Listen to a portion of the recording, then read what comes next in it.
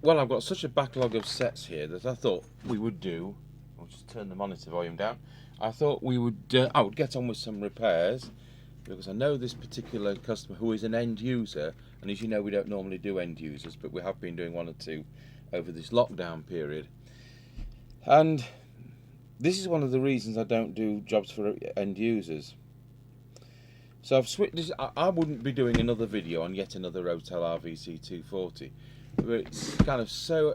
Is it the word enraged me that this has come in? You see, when shops send radios in bulk and big farm companies and things like that, which is how we normally work, I thought we'll start off with the VCO like you do, and I couldn't get any voltage on the VCO. So with my test prod on the test point resistor 4, we'll switch the radio on.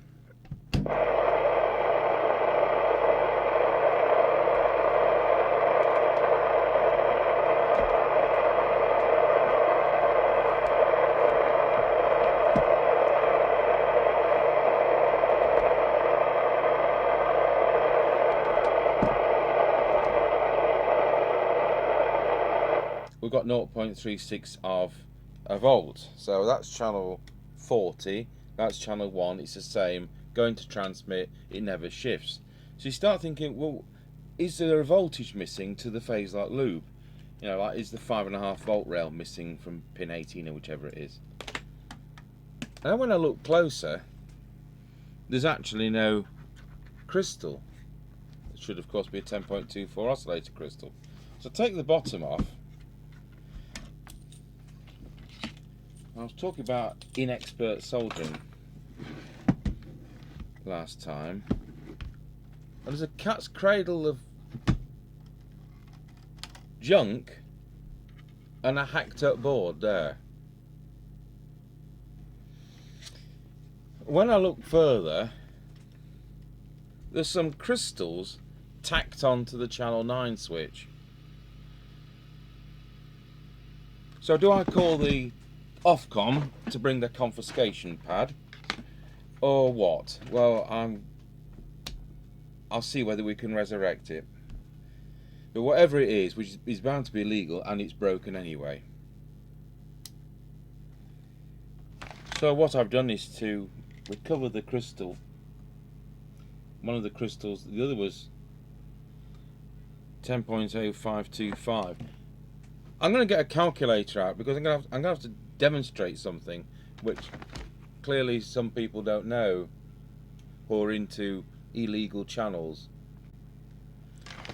Right, so the normal reference oscillator crystal on radios that use this type of synthesizer chip, and also the Toshiba TC9119 is, I think it is. So you've got 10.24,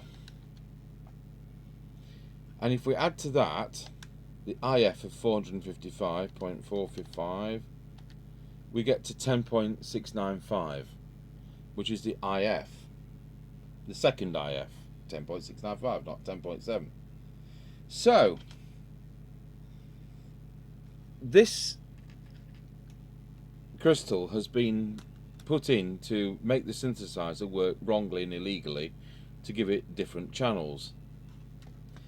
So let's put this one into the calculator. So 10.0525, add to that the IF, we now get 10.98 for an IF.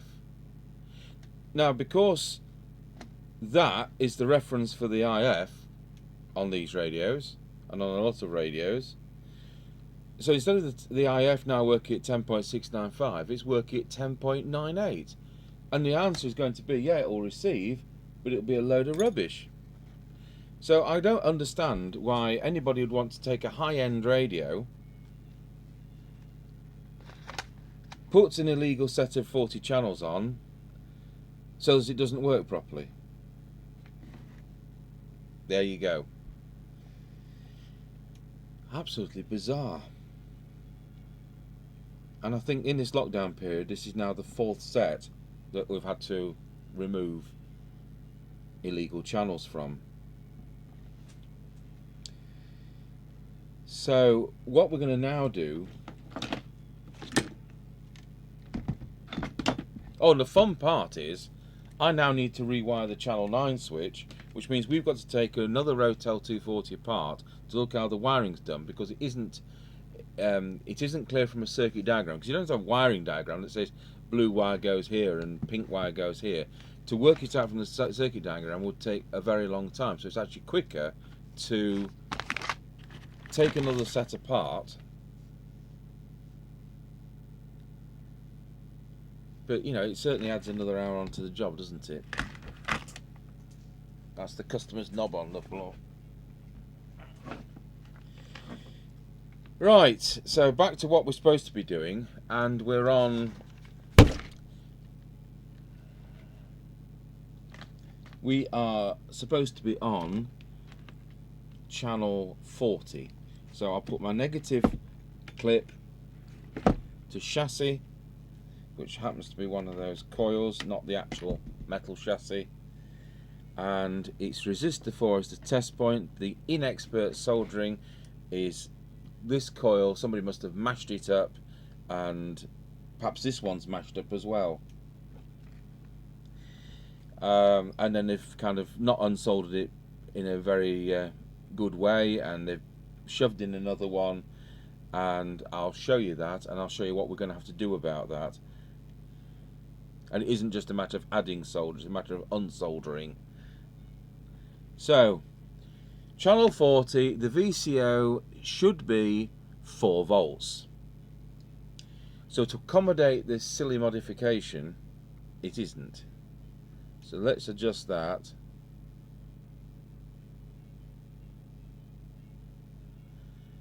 For 4 volts.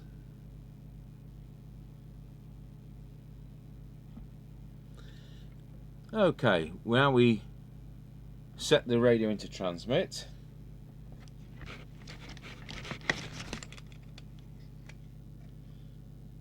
It's banged across. Oh, it's actually doing 4 watts. So we've got 2.59, and once again it should be 4 volts. So this time it's CT1, the trimmer capacitor, which we're just for 4 volts.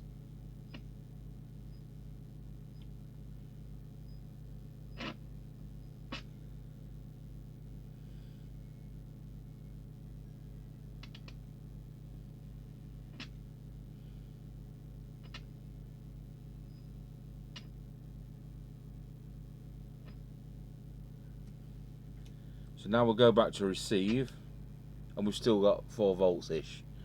Transmit 4 volts, receive 4 volts. So it's set. So nobody's luckily changed any component values to accommodate their silly modification.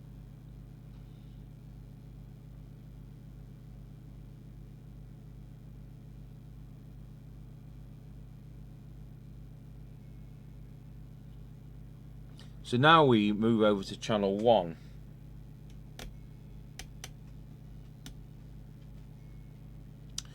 And what we're supposed to have now is, staying in transmit, we're supposed to be 1.8 to 2.5 volts. Well, I'm in receive and I've got that, and I'm in transmit now and I've still got that. So we've been able to set the VCO up without any further kerfuffle. So I'm pleased about that, but not pleased that it happened in the first place. The Ofcom have said to me that when this has happened, we shouldn't repair the radio, it should be scrapped. Well, we do have a spectrum analyzer, and I will put it on later to make sure that it is within the interference levels, and I don't feel that anything else has been messed with transmit wise to cause it not to conform to that specification. But that was our advice from the powers that be. Yeah, so what we're going to do now, I'm going to have to sort out some of this mess. So I'll zoom in.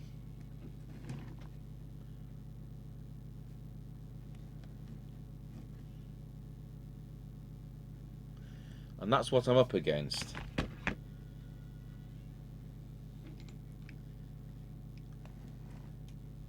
So the first thing, where the crystal goes, is between there and there, and they've managed to, when they removed the crystal, they've managed to rip the pad off. So the wire has had to go there and just be soldered on, which isn't ideal at all. And so I'm going to clean that up because it looks atrocious. But this is where the repair of that, repair in inverted commas, is not ideal at all. So what we're going to do, we have some special brushes for doing this, but we also can use Mr. Chippie's toothbrush. And if I can find, here it is, the isopropyl alcohol. We have this as a brush on one, but we also have it as this aerosol. So this particular area and where the crystal is, I just want to put some of that on.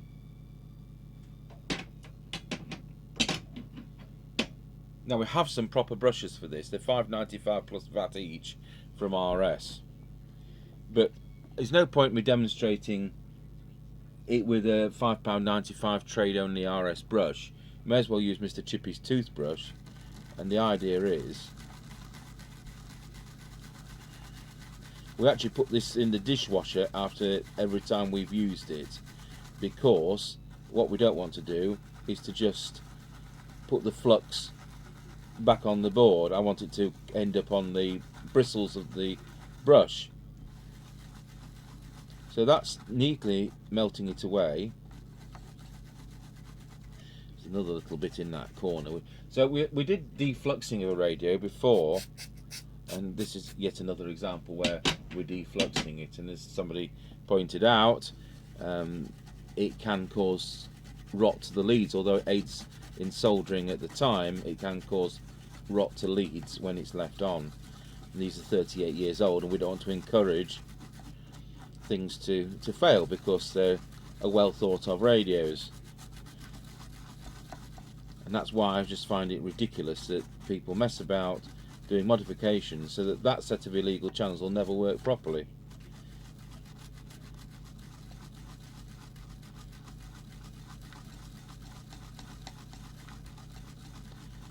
So we'll clean Mr. Chippie's toothbrush, and hopefully that will be adequate.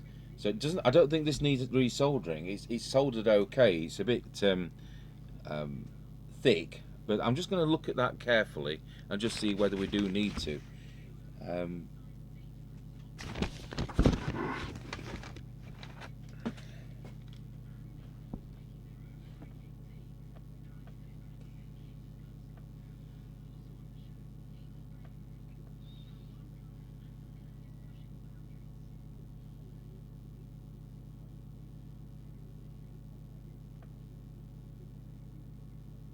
I think the only problematic bit is possibly just here. So what I'm going to do,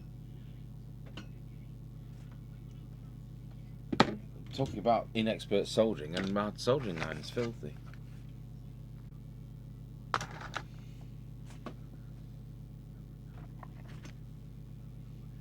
So the plan here, with a clean soldering iron, the soldering iron sponge fairy hadn't been round. If we had one, it'd be great. So I'm going to unsolder that which I'm not happy with. That's the important thing, unsolder it. And then resolder it.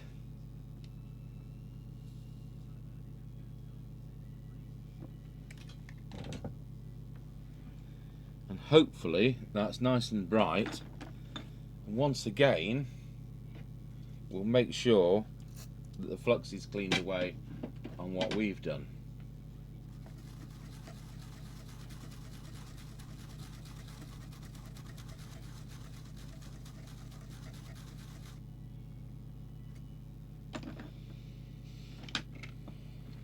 And the one that I just soldered is that one just there.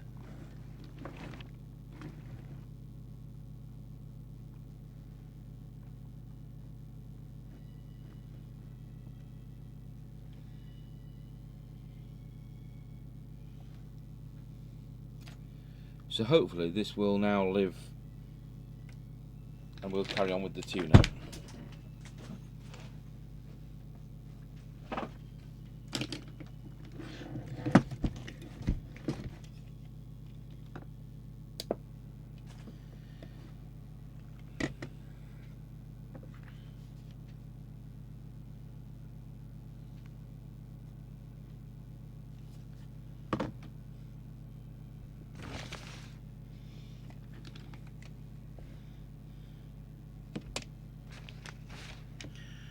Okay, so moving on to the transmitter setup, we're looking at 2, 3 and 4. So 2, 3 and 4 is there and there, the one under the wiring. So that's where we're going to next. So I'll set up the camera on the power meter, and then we can all see what kind of power it's doing, but it seems to be 4 watts at the moment. Okay, so now we can see what we're doing.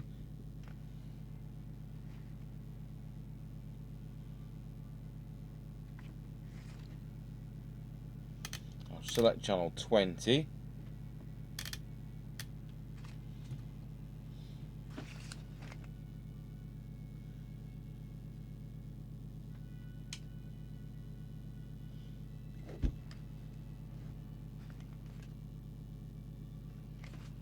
Seems to have knocked it onto low power, so which switch is that?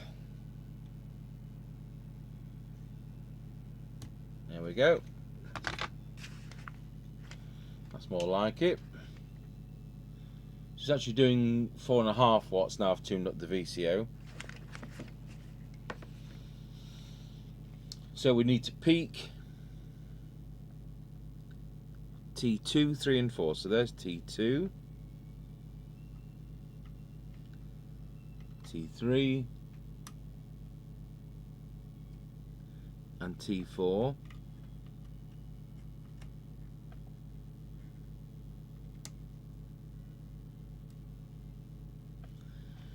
and then moving over to the green tool, plastic one, it's 4, 8 and 9 I recall. Just look back at the notes. Yes, 4, 8 and 9. And there's a knack to this. So initially we set them for maximum. So just to point out, it's 4, 8, that one. I'll put it on an angle because I can't see it on the monitor. 4, 8 and 9. So they go for maximum at the moment. So at the moment we're up to just under 4.5 watts. Peaked at 4.5, and then finally 9.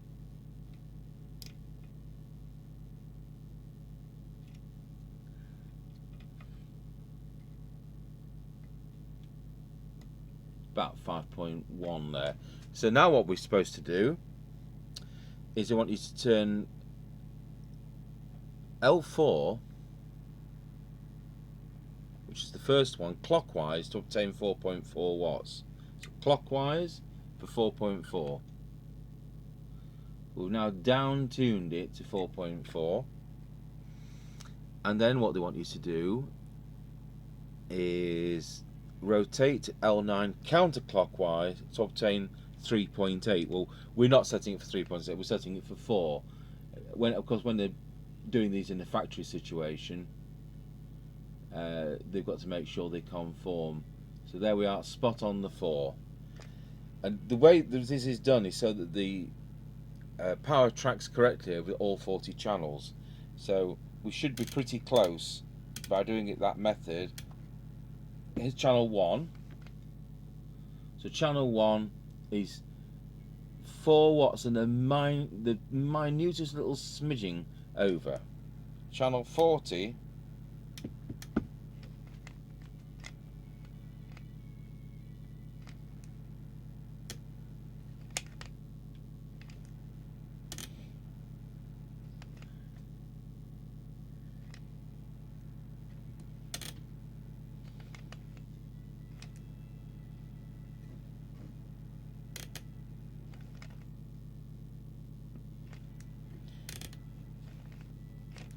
So we've got no channels working over channel 28. So we're going to have to go back to the VCO and see why that is.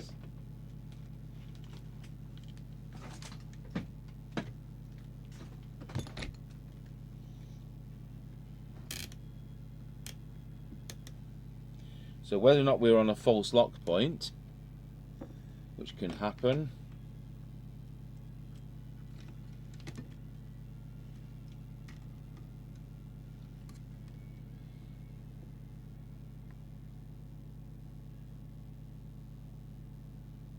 No, it's totally changed. And I suspect the trimmer capacitor there is a bit temperamental after what's happened to it. So we're going to put the isopropyl alcohol in that, and then I'm going to have to leave it to dry for 10 minutes.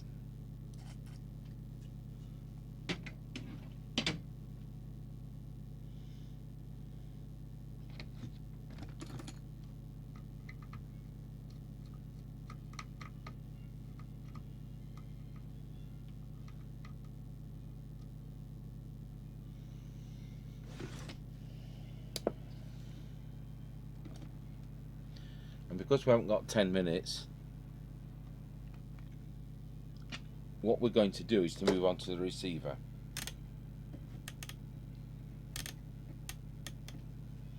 And come back to the transmitter.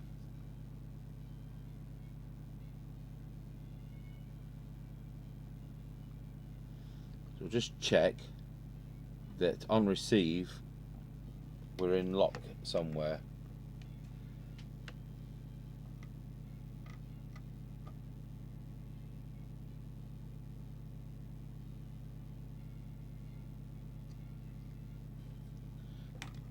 So we're now in lock enough to do the receive.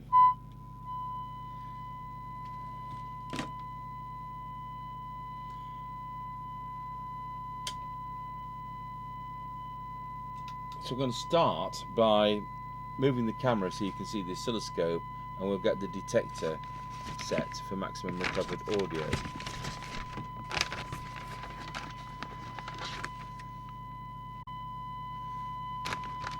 Okay, so the detector coil is the one here in the naughty corner, T12, and we're looking for maximum recovered audio. And it was minutely out, just a little tiny bit, but we have gained an improvement. So now we'll move the camera over to the synod meter. So as ever, the plan is to set the meter so we're about 5 decibels.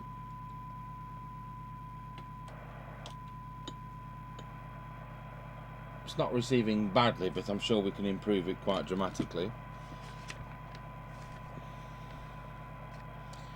So we start with transformer 5 in the front end,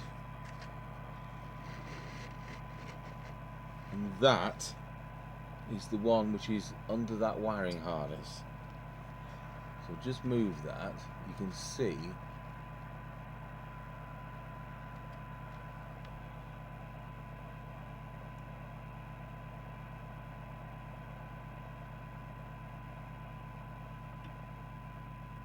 wow, look at that difference.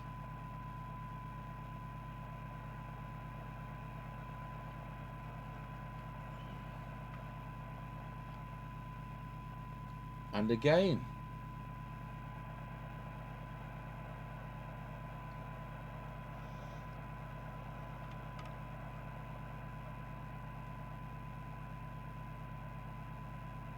And it started to go back the other way. I'm going to have to change ranges now. So before we started with 1 microvolt, we're now at 0.2 of a microvolt. So there's a huge improvement already. So let's move on to this one.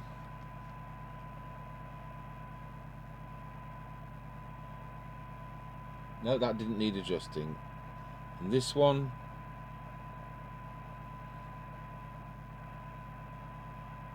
No, that was also spot on.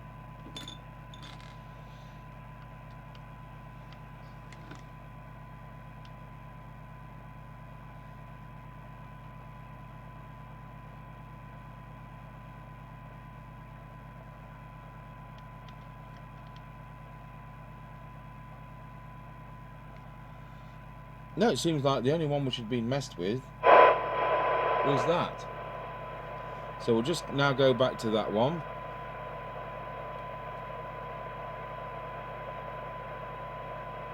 That's optimum. So let's look at where we are for sensitivity. So for 20 decibel cyanide, which you like quoting these days, we're looking at 0.75 of a microvolt, which is pretty impressive. And then for 12 decibel cyanide, one of the more usual ones to me, it's 0.29 of a microvolt. And for 10 decibel cyanide, it's 0.85 of a microvolt. So there we go, very nice receiver. So let's look at S9 on the meter.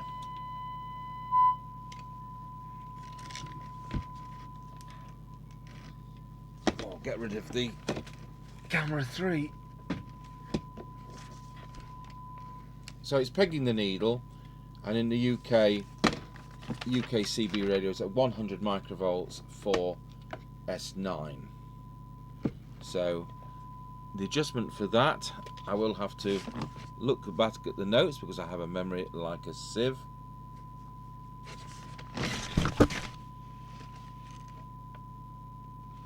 It's RV3, and RV3 is also in the naughty corner.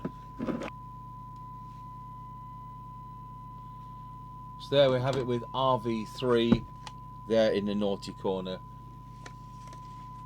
Is now S9.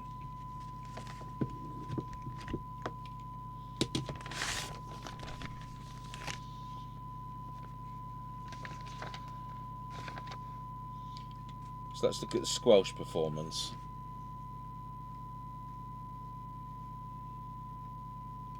So turn the signal generator off, set the squelch threshold,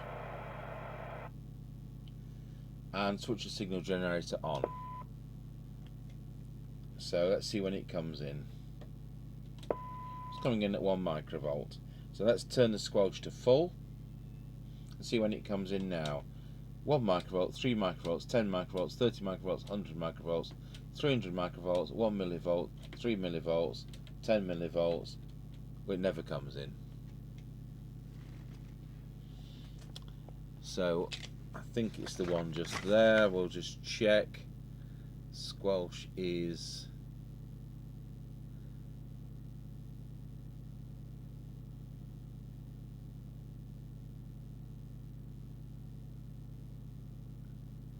RV1, which is that one.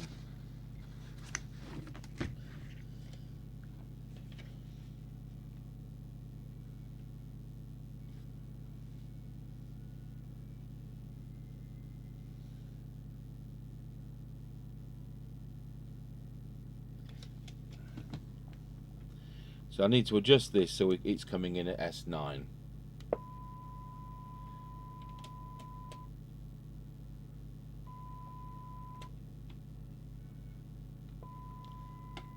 There we have it. That's coming in at S9. So we'll recheck the lower end sensitivity, which hopefully has improved it as well. So with the signal generator off, we'll go back to threshold, set threshold, signal generator on. It's not quite coming in at 0.3. So let's get an exact reading. So it's coming in at 0.49 and it's dropping off at 0.42. So that's fair enough. And at the top end it's S9 is maximum squelch. There's no point having a squelch that will never ever open at the full range. So we want that sensitivity at the bottom on an FM system. So let's see if we can move back to transmit and get that VCO once again set up.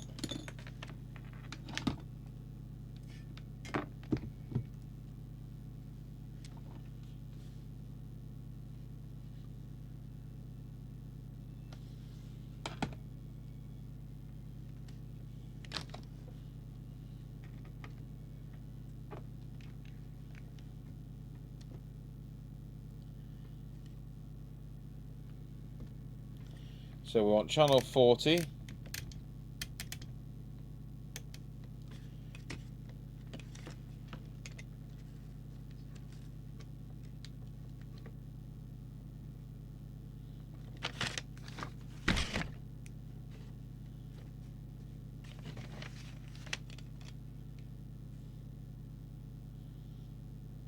I'm just going to try and set the transmit first because I think it's CT1 that's playing up, because a coil isn't likely to play up unless when I cleaned underneath it with the isopropyl alcohol it changed some capacity, which is always possible. So let's have a look. So I'll do it the wrong way around by adjusting the transmit first on channel 40.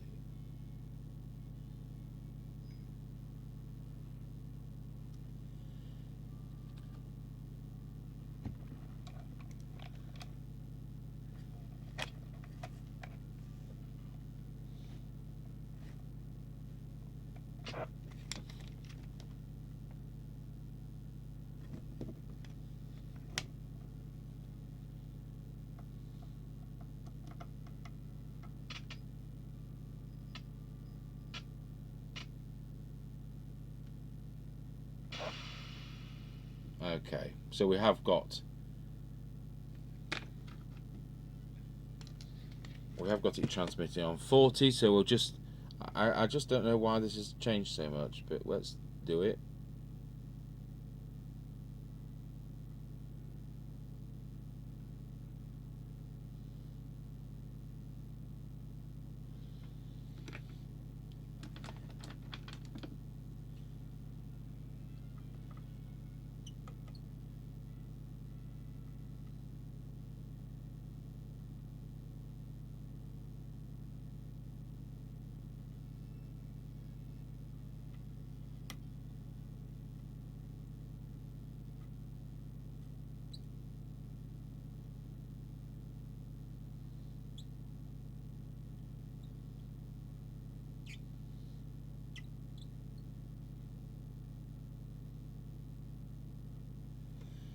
Here we have 3.99. So let's go back into transmit and reset that.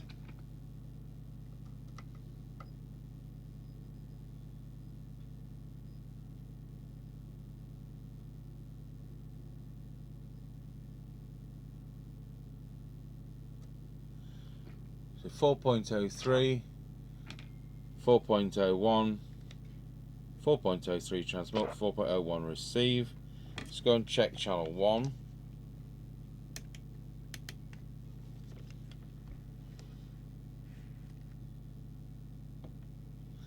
.11, and it's supposed to be between 1.8 and 2.5, and on transmit 2.15. So we're okay. So what must have happened is that when I cleaned that coil, the flux which was gumming it up under there very clearly was actually causing it to be different capacitance. So now that's clean under there, the VCO was then out. So I now know the radio is transmitting on channel 1 and 40. And the original thing, the next thing we want to do is just make sure the frequency is correct, with the crystal having been shifted around like that. And I know it isn't because I can see it. So I'm just going to put the other camera on the frequency counter. Better transmit on channel 1, so we're in the centre of the band, and we're looking at 27.79125, and as you can see it's 27.79107. So of course it would drop with age anyway, but of course it's dropped with being fiddled with.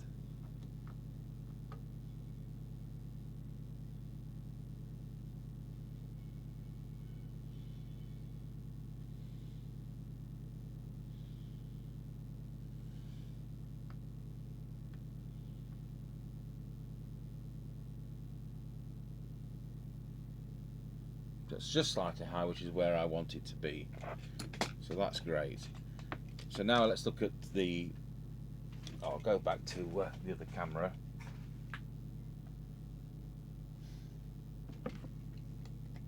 So on transmit,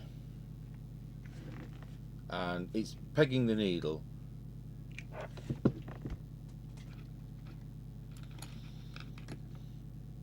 So looking for RV4 now, which is the one just there.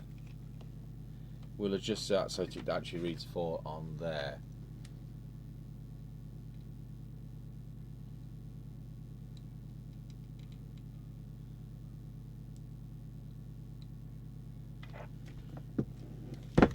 Yeah, I get 1 or 2 queries from people. It's 2 watts into a 4 watts into a dummy load, but it only reads 2 watts when I have it on aero.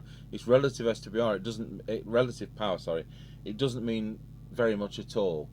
It doesn't mean you've lost 2 watts by putting it into your aerial at all. It's just relative to your SWR. And we do have a chart here, which is readily downloadable from SWR losses. Just lose that camera again. So if you looked at your SWR and it was 1.5 to 1, it'd be 96%. So you've got 3.84% loss. So that meter reading means nothing. If you've got 2 to 1, which really would need some attention on CB, you'd be down to 88.9%, so you're losing just over 10%. So that's what the kind of SWR to power loss chart is.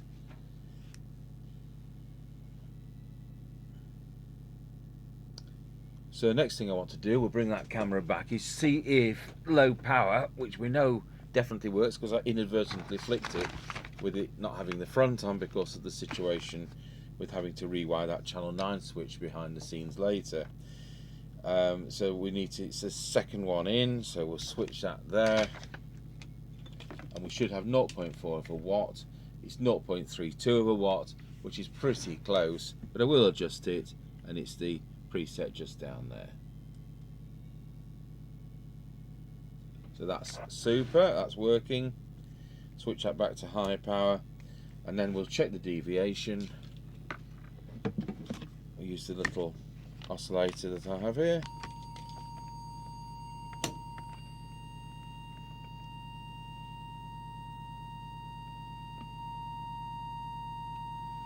It's reading quite high.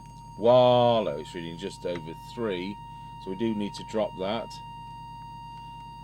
So the one that's vertical is a kind of mic gain, so I want that to be at the centre position, which has made it louder, but I want to drop the deviation. Let's see what that's like with a whistle. And wallow.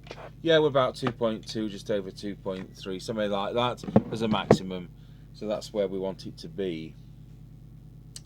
So that wasn't dangerously loud, it was just that little bit too loud. And I think we've now covered it. I've done it a funny way around with us having to wait for the thingy to dry. So meanwhile, I'll need to rewire this channel 9 switch. So we'll pause the video and see how long that takes me to do as to how much we charge the customer. So with the front back on but not the knobs yet, let's turn that to there, and channel 9 back to normal. So that's that. The next problem is someone in their infinite wisdom has put self-tapping screws in the case. Now some radios do have, some CB radios do have these kind of self-tapping screws, but on this radio there are M3 machine screws. So what we're going to have to do, I'm not sending it back with 6 self-tappers and 2 machine screws, which is how it's come, is to re-tap the threads. So with a hand tap tool here, I'm simply going to go through each of these. We'll just move the camera so you can actually see what we're doing here. So I'll just hold it so that it's straight. don't want wonky ones. So it's quite laborious.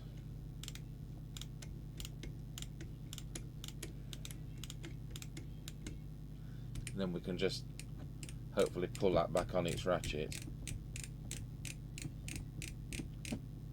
And the next one.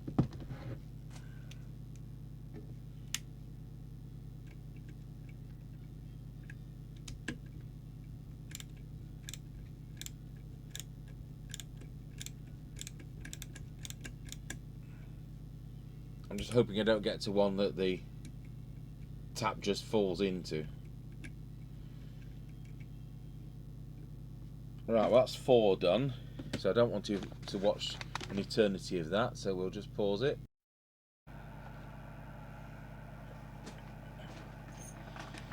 So finally we've got the bottom case on with proper screws, and I just want to check once again that VCO, because we set it up, cleaned the board, had to set it up again.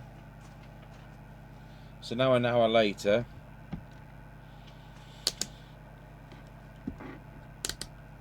we'll see whether it's still stayed where it should be.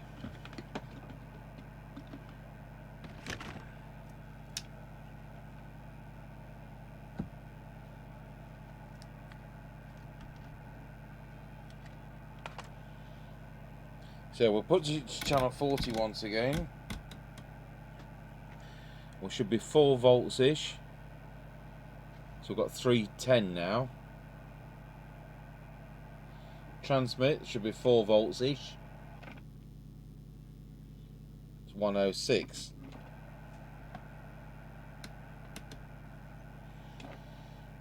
And channel 1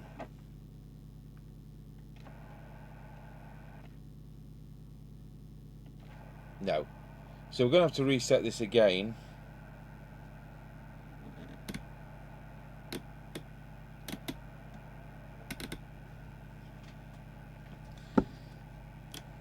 There we go, channel 40.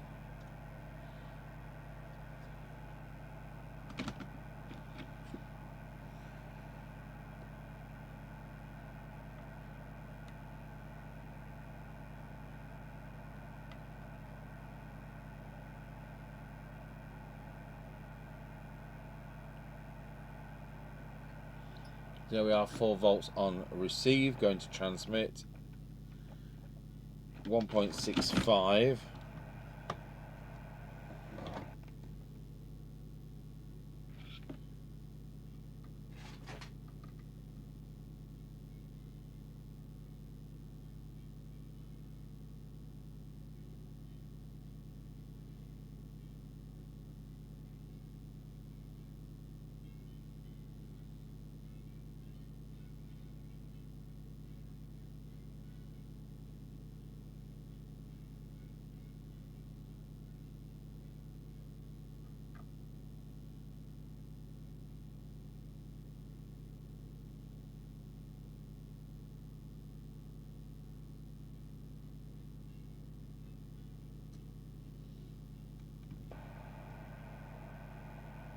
That stayed put at 4.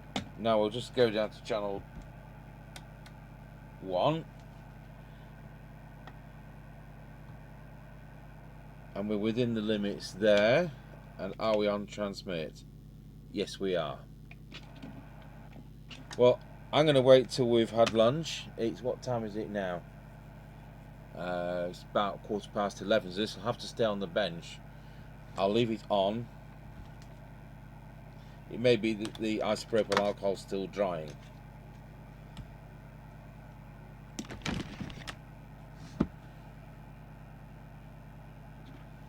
We'll see if we can hear any of the good buddies out there.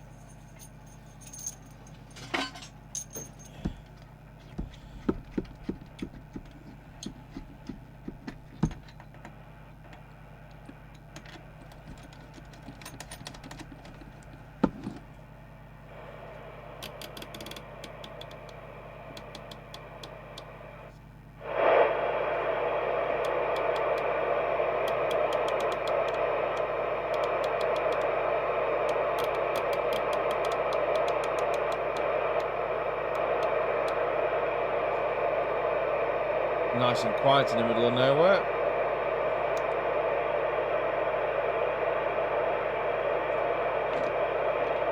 Well, not in a Roger.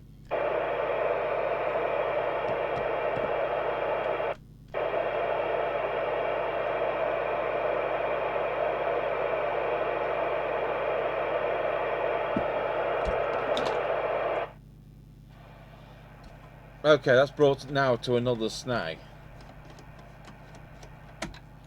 I noticed when fiddling with all the lids and that the meter has lost its protective plastic, and now the meter is jacked. What's that? We've got a dodgy power connector. Oh, it's a dodgy fuse holder. Oh, good grief, it's got a mains fuse in it. Oh dear.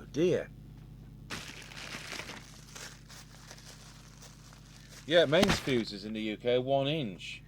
The proper glass fuses are 1.25 inches.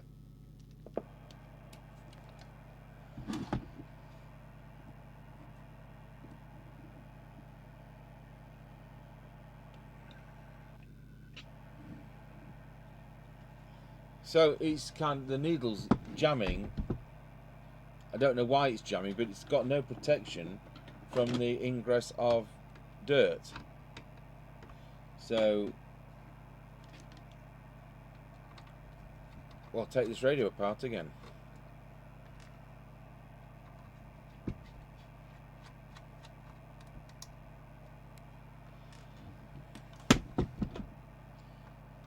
So I'm just wondering if there's a hidden planet somewhere where television remote controls, battery doors and CB meter protectors go to.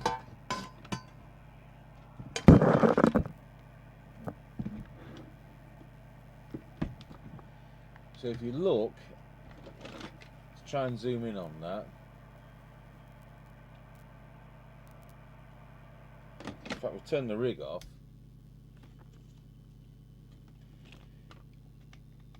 So because the meter is kind of loose,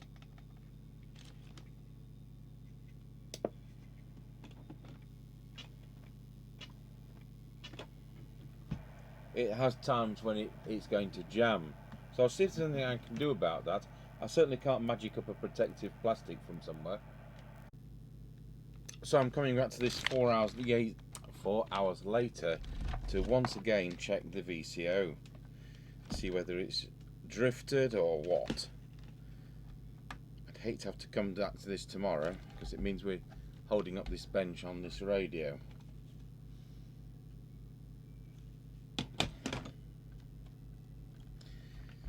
So we'll select channel 40.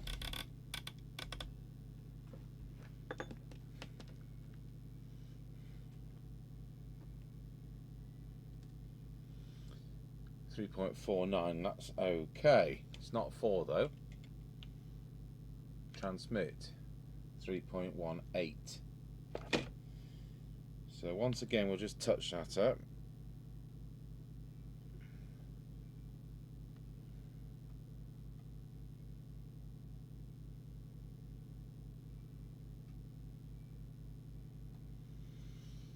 So that's receive.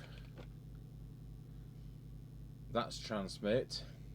Let's check channel 1.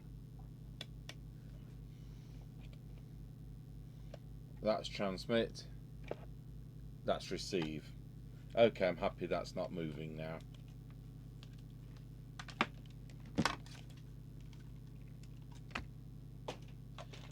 So I'll put this back together and then we'll do a very quick little on the air test with Mr. Chippie. We'll just have him go to Scratchy Corner, a couple of 2.5 miles away, and then we're done. All I need to do now is find the lid for it.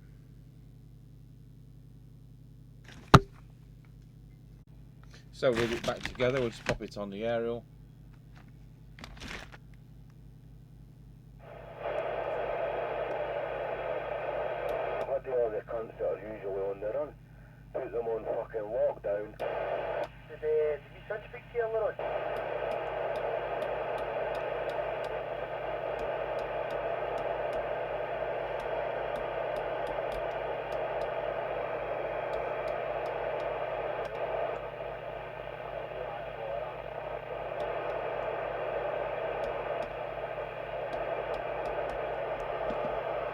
Well, 919 and Roger.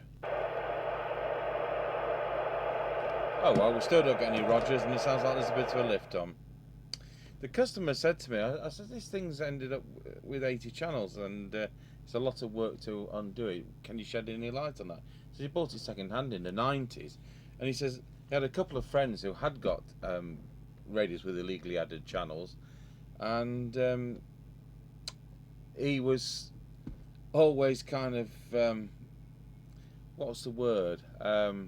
Wished he also had, not realising this radio did in fact have those channels fitted. So there was good reason why you couldn't add the CPT channels onto existing 2781 radios, and the main reason was that 2781 was allowed to have more interference levels than what the CPT set of channels was. They had not only drawn up a more stringent transmit regime, but they'd also insisted on a minimum receiver performance. With 2781 we hadn't got a receiver performance. We ended up with some pretty crummy receivers, like with the Fidelity 1000 and such like, and so under CPT they didn't want that happening, and they wanted all receivers to be crystal filtered and all that kind of stuff. So if they'd have let you retrofit frequencies, CPT frequencies into 2781, it would have meant that the standards would have been compromised. So what the UK did was to kind of pave the way forward for 80 channel sets, was to revamp the 2781 specification to PR2794, and PR2794 had slightly more stringent spec than CPT.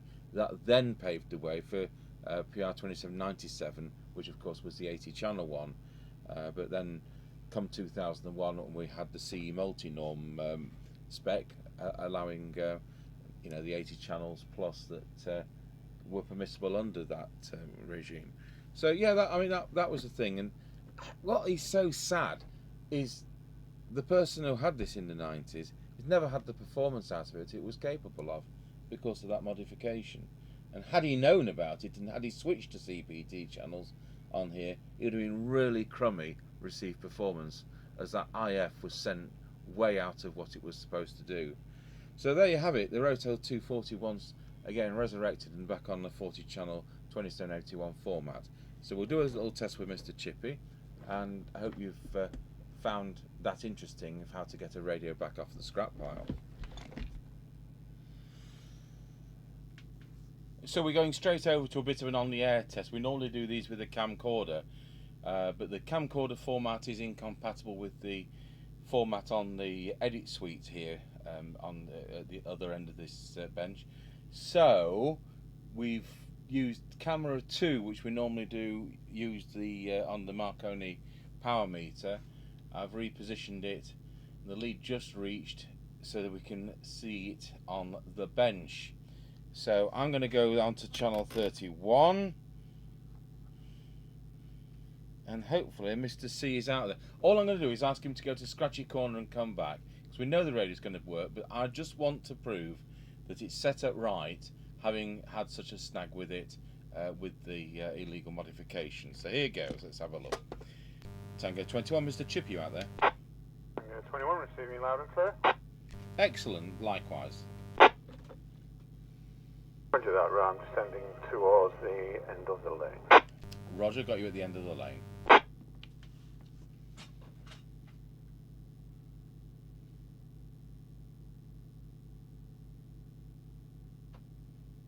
Right, just passing Ancaster service station. Roger, got you at Ancaster service station. Roger. Now passing through Ancaster services. Ancaster Crossroads even. Roger on that, they'd have looked at you funny if you'd have stopped there for petrol in an electric car. So Roger.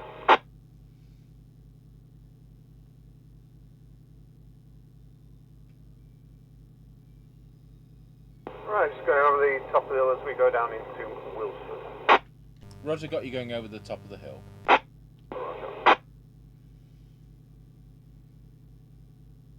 Tango 21 from Chippie, turn around Scratchy Corner, Wilsford over.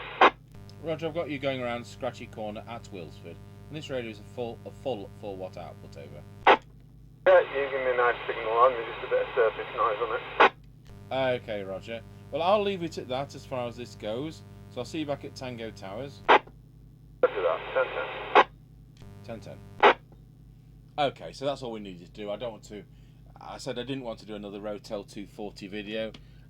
We've covered it twice before, and but we just wanted to know that with this radio having had that illegal modification, that it's been reversed properly, it reads right on the instruments. We've got snags with that VCO drifting. I think it's stable now, and I think the radio's turned into a nice piece of kit once again. So there you have it, a Rotel RVC240 which has been resurrected from the scrap heap, and I'm sure the customer will have a good time with it. Thank you for watching.